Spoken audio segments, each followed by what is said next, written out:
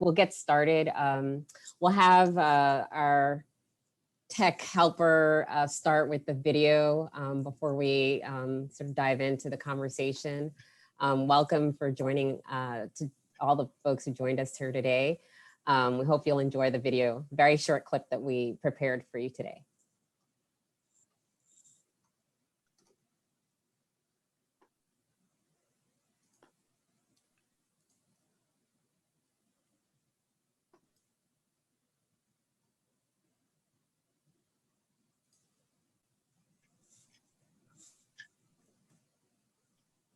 Oops.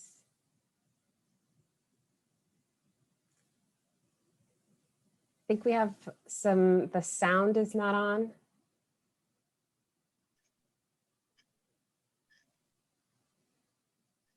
Sorry about that. I'm just going to make an adjustment here. One moment. No problem.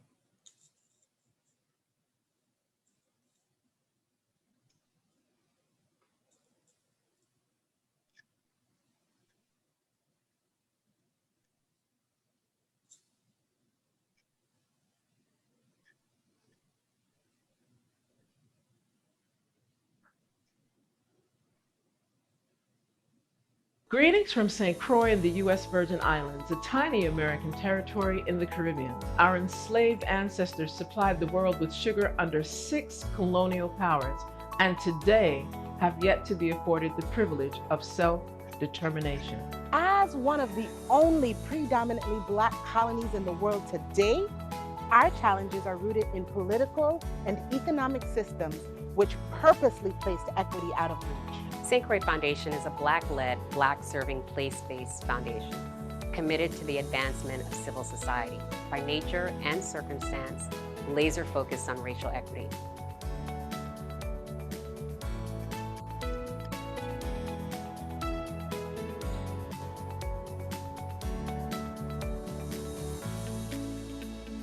We are poised to build on systems where decision-making is collaborative, where power and resources are redistributed and structures are responsive to the needs of those most impacted. A lot of collaboration and effective working together is about good personal relationships.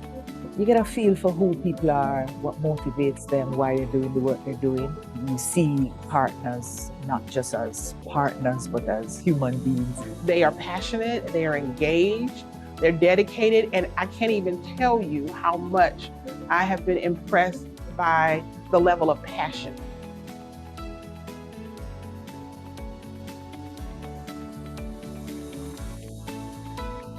This is not a place where folks can say you can come and teach them things.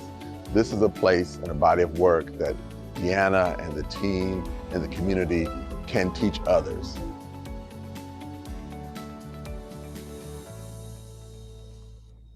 So good afternoon, guys. Thank you so much for that. Was a very, very short clip.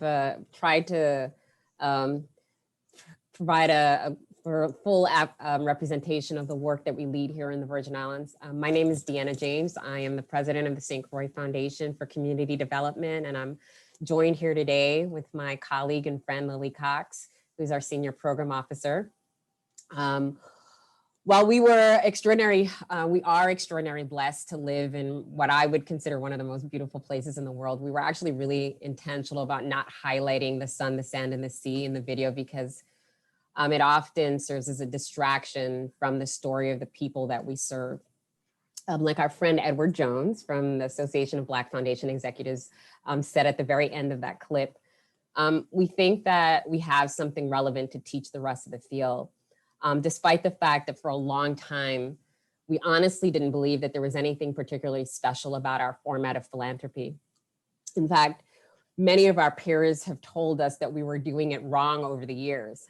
But in reality, there's so much conversation today in our field around the growing realization that all philanthropy is becoming disaster philanthropy due to the persistent occurrence of natural and man-made crises.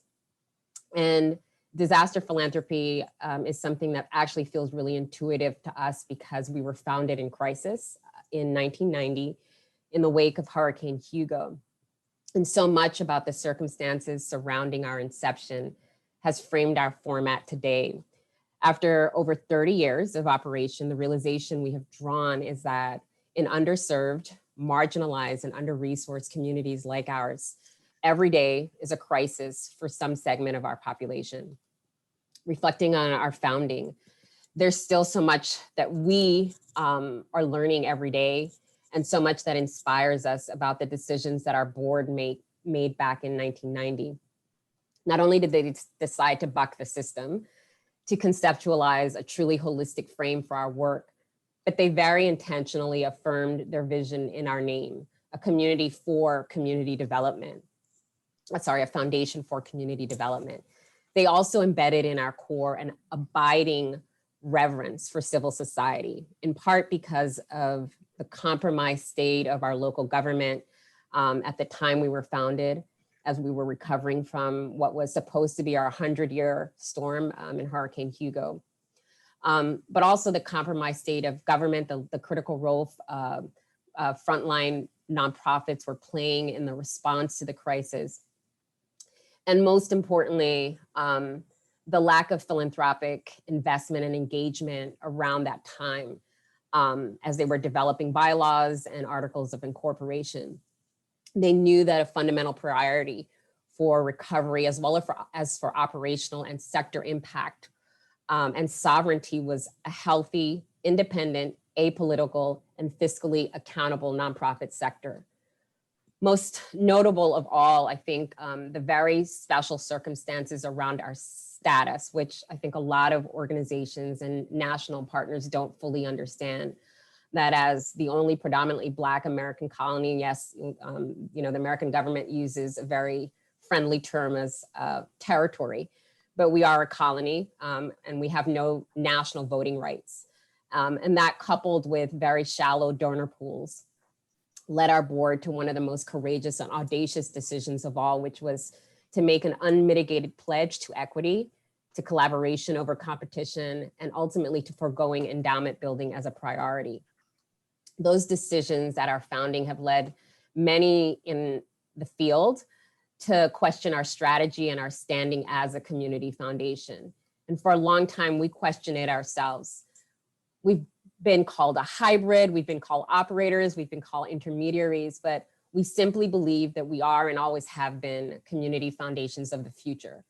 We put community back in the community foundation, and we ultimately believe that our format highlights the need for a broader field, to truly interrogate who we are and how we serve. I'm gonna turn over the mic to my colleague Lily to talk a little bit more about how we do what we do. And then when we're done, we'll open up the floor to some questions. Lily? Hi, good afternoon, good morning, everyone, depending on your time zone. Yeah, so what does it look like, right? What does this sort of format look like? And first of all, we do all of the things that community foundations do.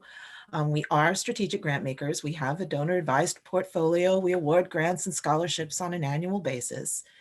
But if you think back about how we were founded and some of the realities that Deanna just talked about, when you look at your community landscape, maybe it's right after a disaster, COVID, if you don't have the capacity in your public or your civic sector to grant to, like if you don't have those organizations, then what do you do if all you're doing is funding? And so we support nonprofits far beyond that grant check. We are fiscal sponsors. And as the video mentioned, we've been a fiscal sponsor for over 250 charitable projects. So those are charitable projects that we have been incubating deliberately, providing them services like financial management, grant compliance.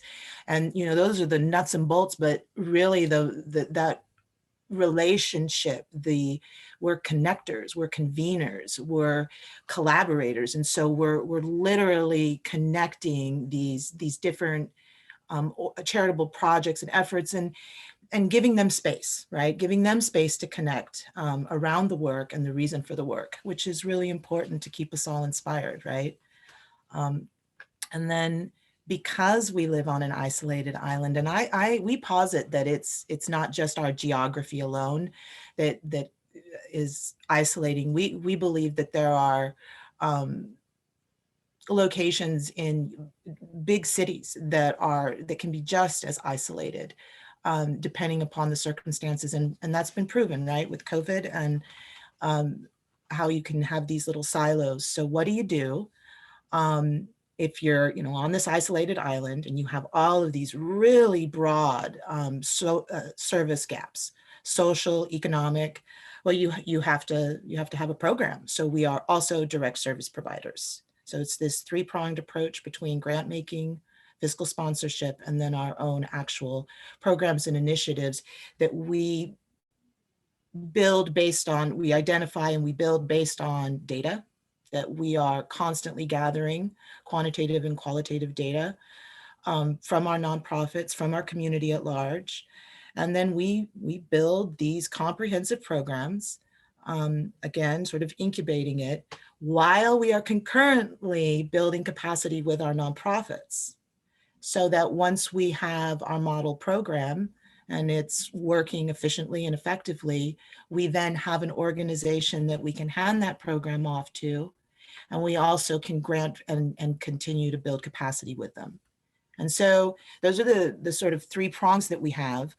But one of the things that Deanna always says, and I just love it, she talks about, we have this special sauce of what we do as a truly community-rooted community foundation, is that we're not afraid of policy.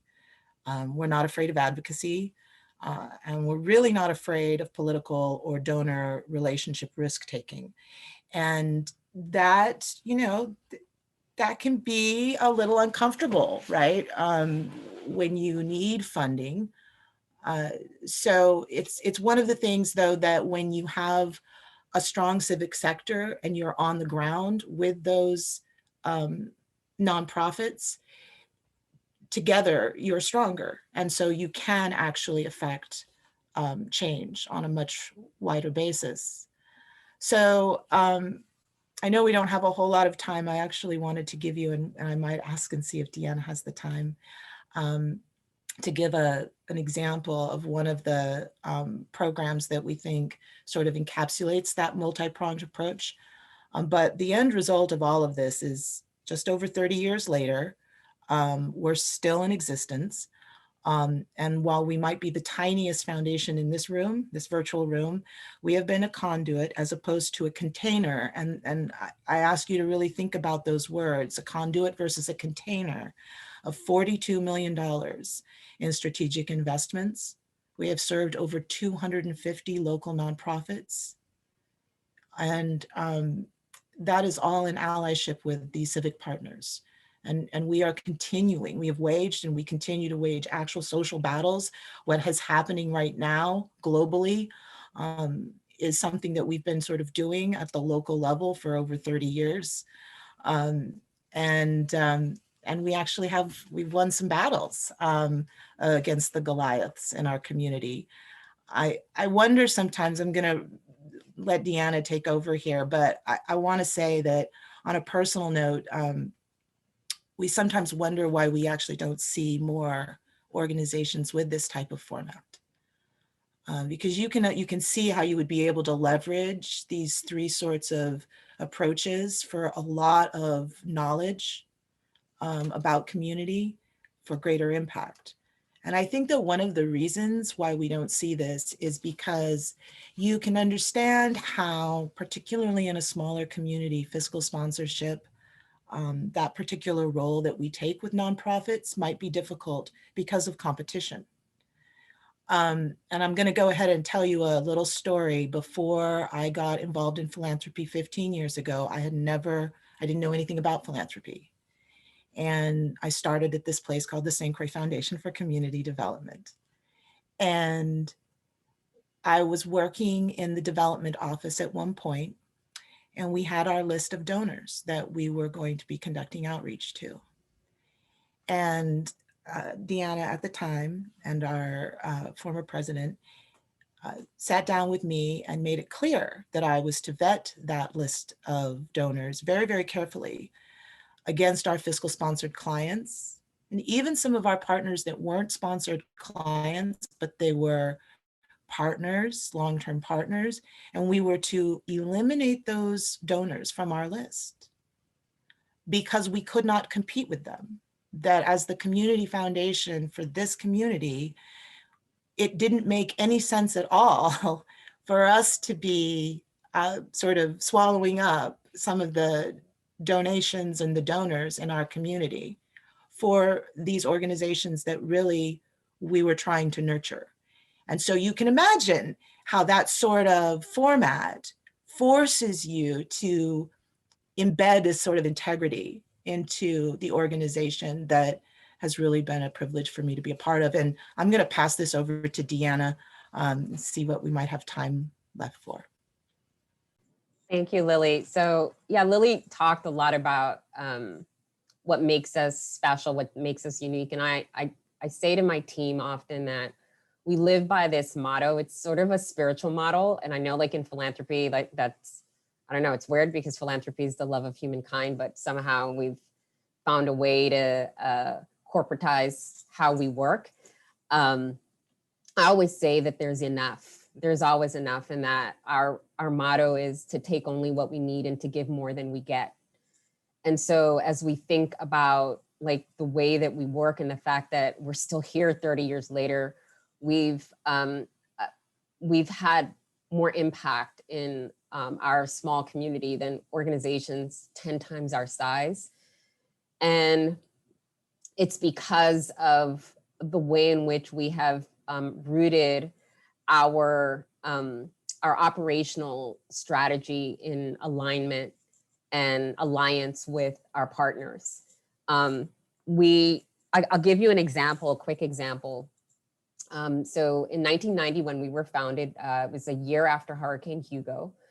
And Hurricane Hugo, like I said, was supposed to be our 100-year storm. Like we were supposed to not be here the next time a storm hit. And yet somehow 27 years later, we get two back-to-back Category 5 hurricanes. First, Hurricane Irma that blew through St. Thomas and St. John.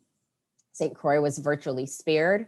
And then 10 days later, Hurricane Maria blew through and did not barely impact St. Thomas or St. John, but went barreled straight through St. Croix before going to Puerto Rico.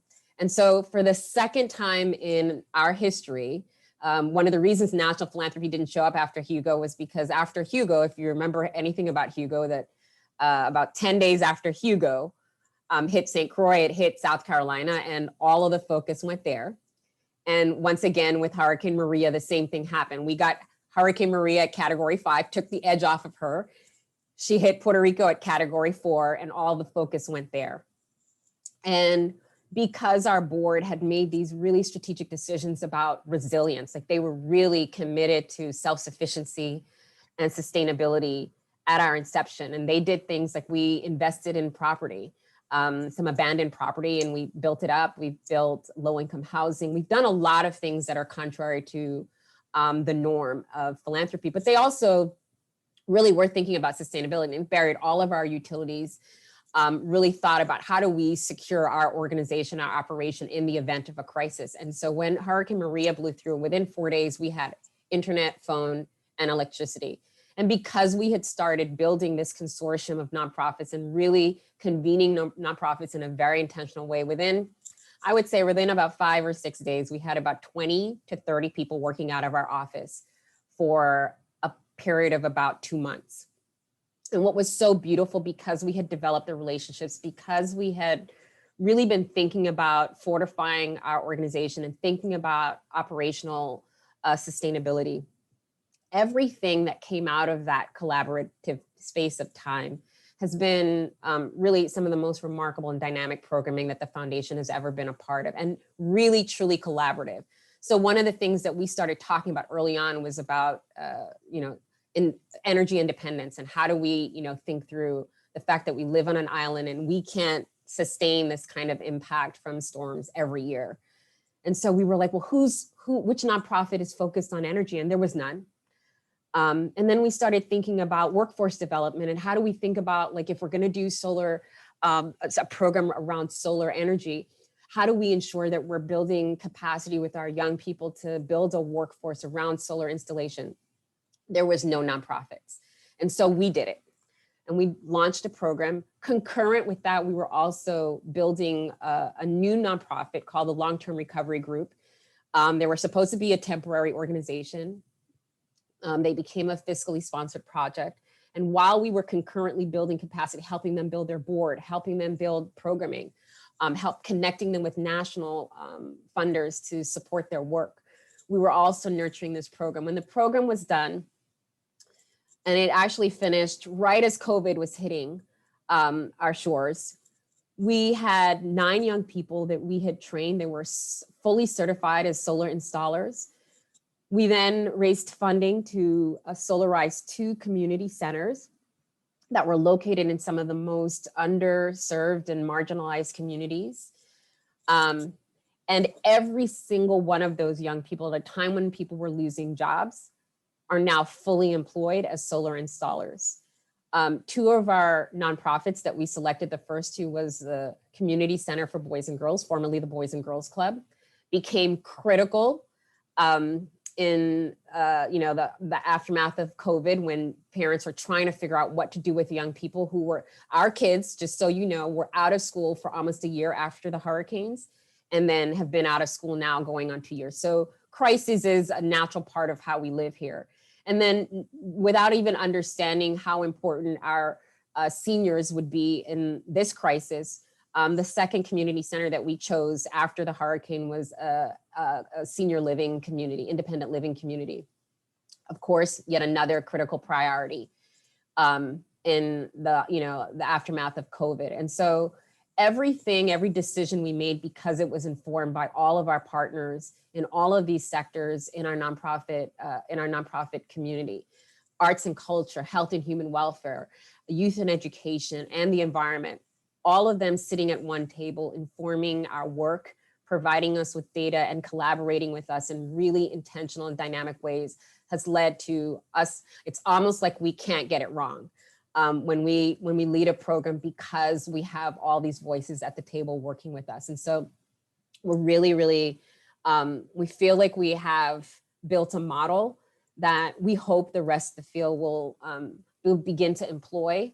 And we are really grateful for the opportunity today to talk a little bit about the place that we live and we love, and the work that we're leading in the Virgin Islands. And so I'm going to end there. And if there are any questions, I don't know if there are any questions, but if there are any questions, we would like to open up the floor to questions. If not, then I think Lily might want to close us out here. So I'll give it a couple of COVID. So yes, so somebody's asking about our COVID response. And so I have to tell you that this is a predominantly Black community. So in many ways, we took COVID very seriously. There was a mask mandate that went into effect very early on. It's still in effect. And I think it's part of the reason that the loss of life has not been, and we're still in the midst of this. We're not even close to being over, but we've lost 26 people. We have done really good with vaccinations. And because I think we are an incredibly resilient community, because of our status, because of our isolation, the social infrastructure, the ways in which community supports community, it just sort of shone through this crisis. It's been a truly inspirational, and that's not to diminish the impact of COVID, but we have been able to support, with this support from the Momentum Fund, we were able to really convene our nonprofits again to think about what does our collective response look like. And a lot of a lot of the ways in which we supported our community may seem intuitive, non-intuitive or counterintuitive, because we really focused on things like the arts. We were trying to figure out what are ways that we can support our educators, our parents, our young people. How do we think about agriculture, and how do we keep our community healthy, build a real culture of healthy living and healthy eating? And so those were some of the investments that we made, and our nonprofits continued to do what they were doing before COVID. Everything they were doing after the hurricanes, everything they were doing before the hurricanes. still remained relevant in the aftermath of COVID. Deanna, there's a question too about the Caribbean philanthropy network. I was at the regional cooperation. I was at the table for the first iteration of that, which is the Association of Caribbean Community Foundations. We're continuing to build. There's a new alliance called the Caribbean Philanthropy Alliance, CARIPHIL. It's rooted in, based in Jamaica, but we are part of that, working really hard to build regional alliances as well as national partnerships.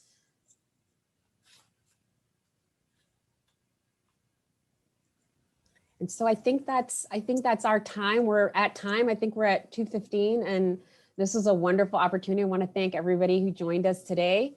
You can go to our website at www.stxfoundation.org, or you can email myself or Lily. I'm djames@stxfoundation.org, or Lily Cox, lcox@stxfoundation.org. And we just want to thank you so much for joining us today. Yes, really, thank you all. All right, bye.